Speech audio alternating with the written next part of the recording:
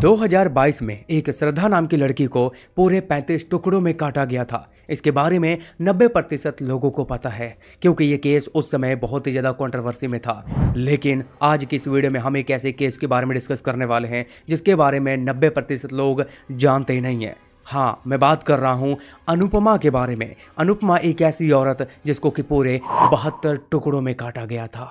साल 2010 में अनुपमा की हत्या कर शव को डीप फ्रीजर में रख दिया था।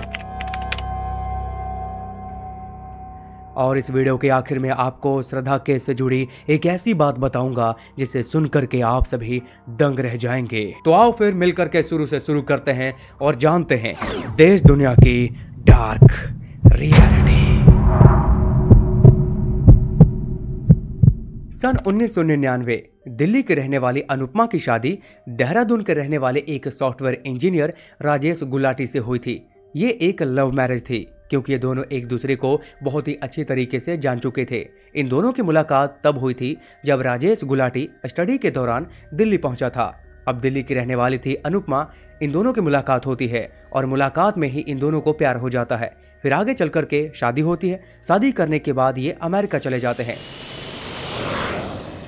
शुरुआत में इनका रिश्ता बहुत ही अच्छा चल रहा था क्योंकि अभी अभी नई नई शादी हुई थी और वो पहुंच चुके थे अमेरिका, और अमेरिका में दोनों बहुत ही एंजॉय करते हैं। लेकिन जैसे ही ये सेटल होते हैं, राजेश गुलाटी अपनी ड्यूटी ज्वाइन करता है। जैसे कि वो सर्कल पकड़ लेता है, सुबह ड्यूटी पे जाना, शाम को घर वापस आना। और ऐसे जब समय बीता, समय बीतने के साथ दोनों में थोड़े थोड़े तनाव बढ़ने शुरू हुए।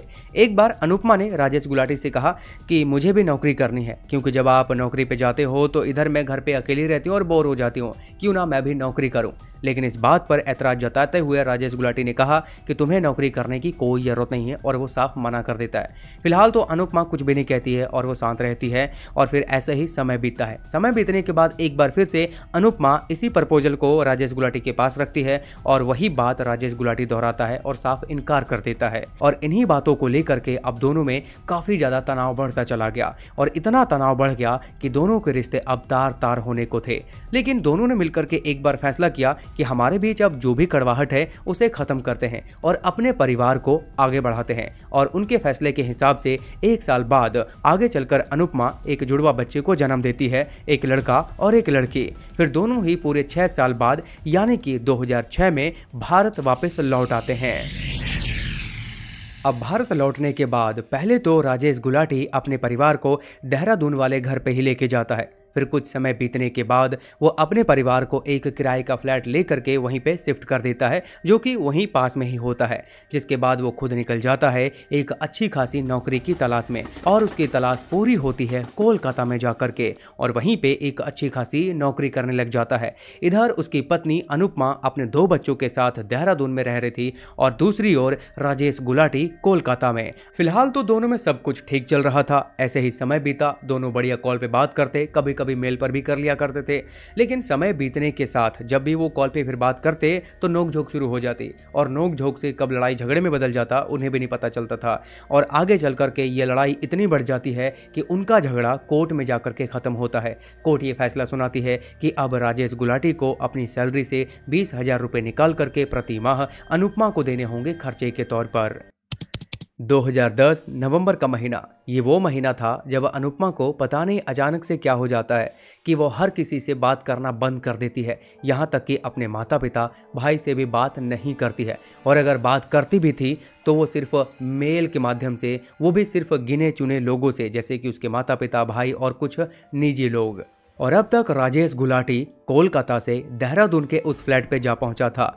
अब जैसा कि अनुपमा के माता पिता, उसका भाई दिल्ली के रहने वाले थे, और अभी तक ना तो वो अनुपमा से मिले थे और ना ही 1.5 महीने के दौरान अनुपमा से तीनों में से किसी की भी कॉल पर बात हो पाई थी। इसीलिए अब तीनों ही बहुत ज़्यादा परेशान थे कि आखिरकार चल क्या रहा है, और अगर मेल पर थोड़ी बहुत कभी बात हुई भी थी तो वो भी ना के बराबर। फिर ऐसे ही दिन बीते, और दिन बीतने के बाद एक दिन अचानक से अनुपमा के भाई को एक मेल रिसीव हुआ। उस मेल में ये लिखा था कि भाई आप मुझसे अब कांटेक्ट करने की कोशिश बिल्कुल भी मत करना, मैं अब कभी भी घर वापस लौट करके नहीं आऊंगी। ये मेल पढ़ने के बाद उसके घर वाले और भी ज़्यादा परेशान हो जाते हैं, क्योंकि वो ऑलरेडी 1-2 महीने से गायब थी, और अचानक से ऐसा मेल रिसीव होना कोई आम बात नहीं थी। इसीलिए अब उसका भाई पुलिस वालों की मदद लेता है और पुलिस वालों के पास जाता है। लेकिन उससे पहले अनुपमा का भाई राजेश गुलाटी के घर यानी कि अनुपमा के ससुराल पे विजिट करता है। वो ये सोच करके आया था कि इस मेल को राजेश गुलाटी को दिखाएगा और दोनों मिलकर के अनुपमा को ढूंढेंगे, लेकिन ऐसा नहीं होता है। राजेश गुलाटी अनुपमा के भाई यानी कि अपने साले को घर भी नहीं घुसने देता है और इधर उधर की बातें करता है और इन्हीं हरकतों की वजह से राजेश गुलाटी के ऊपर अनुपमा के भाई को शक हो जाता है और वो ये सोचने लगता है कि कहीं इसके पीछे राजेश गुलाटी का ही तो हाथ नहीं। फिलहाल तो वहां से चुपचाप चला जाता है और अब पास के ही थाने में जाकर के सारी बात शुरू से बताता है कि कैसे उसकी बहन से अचानक से संपर्क टूट जाता है, कॉल पे बात नहीं हो पाती है, उसका नंबर स्विच ऑफ आता है और तो और अगर मेल पे बात होती भी है तो वो ना के बराबर। इस बात को सुनकर के पुलिस थोड़ा सीरियस हो जाती है और अब 12 दिसंबर को अनुपमा का भाई पुलिस वालों को लेकर के राजेश गुलाटी के घर पे विजिट करता है। वहां पहुंचने के बाद पुलिस वाले राजेश गुलाटी से कुछ पूछताछ करना शुरू करते हैं और उन्हीं पूछताछ के दौरान राजेश गुलाटी इधर उधर की बातें करता है और काफ़ी नर्वस लग रहा था, जिसे देखकर पुलिस वाले काफ़ी हद तक भांप लेते हैं कि कुछ तो गड़बड़ है और इनमें इसी का हाथ है। जिसके बाद उसी के घर की तलाशी ली जाती है और उस तलाशी के दौरान उसके घर का एक बंद दरवाजा खोला जाता है और उसी बंद दरवाजे के पीछे होता है एक डीप फ्रीजर और उस फ्रीजर में होती है अनुपमा। और जैसे ही पुलिस वाले उस डीप फ्रीजर का ढक्कन ऊपर करते हैं तो उन्हें दिखाई पड़ता है कि उसके अंदर लगभग 35 काले रंग के पॉलिथीन में कुछ ना कुछ भरा पड़ा है और वहीं पर मौजूद था अनुपमा का भाई। अब अनुपमा का भाई भी उस फ्रीजर से एक पॉलिथीन को उठाता है और उसे खोल करके देख रहा होता है और जैसे ही वो पॉलिथीन को खोल करके देखता है तो देख करके सने रह जाता है, क्योंकि उसने देखा कि उस पॉलिथीन में एक सर है जो कि उसी की बहन का होता है। वो सर को देखने के बाद तुरंत पहचान जाता है और वो जोर से चिल्ला देता है कि ये तो मेरी बहन है। अब सच्चाई तो बाहर आ चुकी थी, लेकिन यहाँ पर जो सवाल खड़े हो रहे थे उनका जवाब जानना भी बहुत ज़रूरी था और उन्हीं सवाल में से एक अहम सवाल ये भी था कि जब उसकी जांच करी गई, उन पॉलिथीन को खोल करके देखा गया तो पता चला कि उसकी बॉडी के बहुत सारे पार्ट जो है मिसिंग है, तो वो पार्ट गए कहाँ। खैर फिलहाल तो कागजी कार्रवाई करने के बाद उसके ऊपर मुकदमा चलता है और वहीं दूसरी ओर उससे पूछताछ करी जाती है कि आखिरकार उसने इस घटनाक्रम को क्यों अंजाम दिया। और जिसके बाद राजेश गुलाटी जो सच्चाई बयान करता है वो सच में काफ़ी हैरानीजनक होता है। अगर आप में से किसी ने भी इस चैनल को सब्सक्राइब नहीं किया है तो सब्सक्राइब करो यार, कर क्या रहे हो। वीडियो को रिसर्च करके बनाने तक और एक सही आउटपुट आपके सामने लाने तक सीरियसली बहुत ज़्यादा एफर्ट लगता है, बहुत ज़्यादा समय लगता है। तो बी सीरियस यार, चैनल को सब्सक्राइब करके बेल आइकन ऑन कर लेना। आई थिंक आपने वीडियो को लाइक तो कर ही दिया है ना। दरअसल उसने बताया कि जब उन दोनों की शादी हुई थी 1999 में, कुछ समय बाद ही उसका जॉब लग चुका था अमेरिका में एक सॉफ्टवेयर इंजीनियर के तौर पर, जिसके बाद दोनों अमेरिका चले गए। अमेरिका जाने के बाद दोनों वहाँ पे काफ़ी एंजॉय करते हैं और एक टाइम पे दोनों सेटल हो जाते हैं। सेटल होने के बाद वो अपनी नौकरी पे जाना शुरू करता है। सुबह नौकरी पे जाता, शाम को घर वापस आता और ऐसे ही समय बीतता गया। फिर एक दिन उसे अचानक से पता चलता है कि उसका जो दोस्त था, यानी कि राजेश का एक वहाँ पे दोस्त होता है, उसका दोस्त उसकी पत्नी के साथ बातें करता है, यानी कि उसकी पत्नी भी काफ़ी इंटरेस्ट उसके दोस्त में ले रही थी। और इन्हीं बातों के चलते दोनों में अब छोटी छोटी बातों पर भी लड़ाई झगड़े होना शुरू हो चुके थे और आगे चल करके न जाने कैसे फिर से दोनों ने रिश्ते को संभाला और एक नया रूप दिया। इसीलिए प्लानिंग के तहत 1-2 सालों में ही अनुपमा एक जुड़वा बच्चे को जन्म देती है। एक लड़का होता है और एक लड़की। अब फिलहाल तो दोनों में सब कुछ सही हो चुका था, लेकिन अचानक से उसकी जॉब चली जाती है अमेरिका में। इसके चलते अब उसे वापस भारत आना पड़ता है। लेकिन हैरानी की बात यहाँ पर राजेश के लिए ये हुई थी कि भारत लौटने के बाद उसे ये पता चलता है कि उसकी पत्नी अनुपमा आज भी उसके फ्रेंड से चोरी छुपे बातें करती है।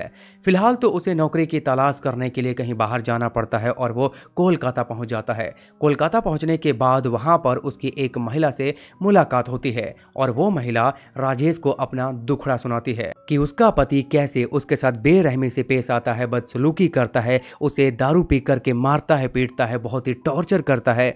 ये सारा दुखड़ा सुनने के बाद अब राजेश के अंदर मानवता जाग जाती है और वो भी ऐसी मानवता कि वो उस महिला से प्यार इंतजार कर बैठता है और बिना किसी को बताए चोरी छुपे वहीं पे मंदिर में जाकर के उससे शादी कर लेता है। लेकिन अब आगे चल करके अनुपमा को कुछ ही दिनों बाद राजेश की सच्चाई का पता चल जाता है कि वो नौकरी करने के लिए कोलकाता गया था, लेकिन वहां पर उसने किसी महिला के साथ शादी कर ली है। ये खबर उसे इधर उधर से मिली थी, जिसके बाद वो काफी टूट जाती है और अब कॉल करके राजेश के साथ काफी बहस करती है, झगड़ा करती है। लेकिन न जाने कैसे राजेश अपनी चिकनी चुपड़ी बातों से उसे मना ही लेता है और उसे विश्वास दिला देता है कि उसे जो भी खबर मिली है वो बिल्कुल गलत है, उसने किसी से कोई शादी नहीं करी है, और इस बात को वो मान भी लेती है। पर जैसे जैसे समय बीतता जा रहा था वैसे वैसे राजेश अपनी पहली पत्नी अनुपमा के ऊपर कुछ खास ध्यान दे नहीं रहा था, और एक दिन ऐसा भी आता है जब राजेश वो 20,000 रुपए देना भी बंद कर देता है, जो कि कोर्ट के द्वारा ये फैसला किया गया था कि राजेश अब अपनी सैलरी में से 20,000 रुपए खर्चे के रूप में अनुपमा को देगा, और ये पैसे देना भी अब बंद कर देता है, जिसके चलते अनुपमा को अब पैसों की काफ़ी तंगी झेलनी पड़ती है। और इन्हीं तंगी में आकर के अनुपमा अब राजेश के साथ काफ़ी लड़ाई झगड़ा करना शुरू कर देती है कि तुम मुझे पैसे क्यों नहीं दे रहे हो, वगैरह वगैरह। 17 अक्टूबर 2010 इस समय के अंतराल में राजेश देहरादून के उसी फ्लैट पर मौजूद होता है जहां पर उसकी बीवी अनुपमा होती है, और उसी दौरान दोनों में काफ़ी नोकझोंक और झगड़े हो जाते हैं। और उसी झगड़े के दौरान राजेश बहुत ही गुस्से में आकर के अपनी पत्नी अनुपमा को बहुत तेज से थप्पड़ मारता है, और उसी थप्पड़ के चलते अनुपमा बेड के कोने से जा टकराती है और उसके माथे पे काफ़ी गंभीर चोट लग जाती है। और अभी तक राजेश का गुस्सा शांत नहीं हुआ था, इसीलिए बेड पे पड़े तकिए को उठाता है और उसका मुंह दबा देता है, और उसी के चलते उसका दम घुटता है और अब वो दुनिया छोड़कर चली जाती है। अब ये सब करने के बाद राजेश फिलहाल ये सोच रहा था कि अगर अब उसके बच्चे घर पे आएंगे और अपनी माँ के बारे में पूछेंगे तो मैं क्या जवाब दूंगा कि उसकी माँ कहाँ गई है। तो अभी यही सोच रहा था कि वो जल्दी से पहले तो अनुपमा को घसीट कर दूसरे रूम वाले अटैच बाथरूम में लेकर के जाता है, जो कि रूम के साथ अटैच बाथरूम होता है ना, तो वहाँ ले जा करके उसे बंद कर देता है और बाहर से लॉक कर देता है। अब उसके बच्चे भी घर पर आ जाते हैं, और उसके बच्चे घर पर आने के बाद माँ को ढूंढते हैं, तो वो पूछते हैं कि माँ कहाँ है। तो उसका पिता यानी कि राजेश अपने बच्चों को यह जवाब देता है कि तुम्हारी माँ मायके गई है, कि तुम्हारे नाना नानी के घर चली गई है, बहुत अर्जेंट काम था इसीलिए उसे जाना पड़ा। अब ये सुनकर के बच्चे मतलब ज़्यादा सीरियस नहीं होते और अपने काम में लग जाते हैं। अब इधर उसी दिन राजेश मार्केट जाता है, और मार्केट जाकर के पहले तो एक बड़ा सा फ्रीजर ऑर्डर करता है। ऑर्डर करने के बाद साथ में वो एक इलेक्ट्रिक बड़ा सा वुड कटर खरीदता है, उसी के साथ काले पॉलिथीन काफ़ी सारे, और वो सारे सामग्री जो कि इस कार्यक्रम में काम आने वाले थे। और फिर अगले दिन जब उसके बच्चे घर से बाहर होते हैं तो वो घर पर उस कार्यक्रम को शुरू करता है। अपनी ही बीवी के बॉडी को 72 टुकड़ों में उस इलेक्ट्रिक वुड से काटता है, और उन्हीं टुकड़ों को उन काले पॉलिथीन में डाल करके उस बड़े से फ्रीजर में रख देता है और बंद कर देता है, ताकि उसमें से कभी गंध आए ना और ना ही बच्चों को पता चल पाए। और जैसे ही उसे मौका मिलता था, कहीं वो बाहर जाता था, तो वो अपनी गाड़ी में रख लेता था उन पॉलिथीन को, 1-2 पॉलिथीन को रखता था और वहाँ के जंगलों के पहाड़ियों में और नालों में बहा दिया करता था। और ऐसा करते करते उसने काफ़ी सारे बॉडी पार्ट्स को बाहर जाकर के फेंक दिया था। और इसी के साथ राजेश ने यहाँ पर एक और बड़ा खुलासा करते हुए पुलिस वालों को ये भी बताया कि 17 अक्टूबर को ही उसने तो अनुपमा को परमात्मा के पास भेज दिया था, जिसके बाद से खुद ही वो उसके मेल का इस्तेमाल करके उसके जानकार को, उसके परिवारजनों को भेजता रहा कि वो सही सलामत है, बिल्कुल ही ठीक है, चिंता करने वाली बात नहीं है। वो चाहता था कि वो तब तक गुमराह करके सबको रखे और इधर उसकी बॉडी को तब तक वो ठिकाने लगाए, लेकिन ऐसा नहीं हो पाया और वो बीच में आकर ही पकड़ा गया। जिसके बाद राजेश पुलिस वालों को उन जगहों पर भी लेकर के जाता है जहां जहां पर उसने बॉडी पार्ट्स को फेंका था। पुलिस वाले अपनी काफ़ी मेहनत करते हैं और उन बॉडी पार्ट्स को भी जैसे तैसे करके रेस्क्यू किया जाता है। और अब उसने गुनाह किया था तो उसे जेल तो जाना ही था। फिलहाल तो उसे जेल में डाला जाता है और आगे की कार्रवाई करना भी बाकी थी। लेकिन अब उन बच्चों का क्या जो कि फोकट में अनाथ हो गए थे, और इसीलिए कोर्ट अब इन बातों को ध्यान में रखते हुए उनकी कस्टडी उनके दादा दादी को सौंप दी जाती है। हालांकि उसके जो दादा होते हैं यानी कि राजेश राजेश के पिता इसके खिलाफ कोर्ट में अपील दर्ज करते हैं कि उन्हें बच्चों की कस्टडी नहीं चाहिए, लेकिन उनकी अपील कोर्ट द्वारा खारिज कर दी जाती है। लेकिन हैरानी की बात गाइज यहाँ पर यह है कि काफी लंबा मुकदमा चलता है और 2017 में जाकर के इसके द्वारा किए गए गुनाहों की इसे सजा मिलती है और इसे आजीवन कारावास में डाल दिया जाता है और साथ में ही 15 लाख रुपए का जुर्माना लगा दिया जाता है। और जानकारी के मुताबिक गाइज ये जो श्रद्धा हत्याकांड हुआ था, जो कि आफ्ताब आमीन ने श्रद्धा के 35 टुकड़े किए थे, वो इसी घटनाक्रम से इंस्पायर्ड था। फर्क बस यहाँ पर यही देखा गया कि एक बंदा 72 टुकड़े करता है तो दूसरा बंदा 35 टुकड़े। डिस्पोज करने का, उसे संभाल के रखने का सब कुछ तरीका सेम ही होता है। खैर दोस्तों, ऐसी घटनाएं सुनाने का या फिर सुनने का मकसद ये नहीं होना चाहिए कि हमें इसे सुन करके दोहराएं, बल्कि हमें इस घटनाक्रम को सुनने के बाद उसे बचना चाहिए, उसे अवेयर रहना चाहिए। बाकी दोस्तों ज़्यादा कुछ नहीं बोलूँगा, यही बोलूँगा कि चैनल को सब्सक्राइब करो और इस साल हमें 50,000 सब्सक्राइबर कंप्लीट करना है। बाकी इंस्टाग्राम पर 50,000 फॉलोवर होने ही वाले हैं, सो अगर आप थोड़ा सा सपोर्ट वहाँ पर भी दिखा देंगे तो आपके भाई के 50,000 फॉलोवर वहाँ पर भी हो जाएंगे। तो और मैं ऐसे ही मेहनत करता रहूँगा और आप लोग ऐसे ही सपोर्ट करते रहना। तो फिर मिलते हैं अगली वीडियो में, तब तक के लिए जय हिंद।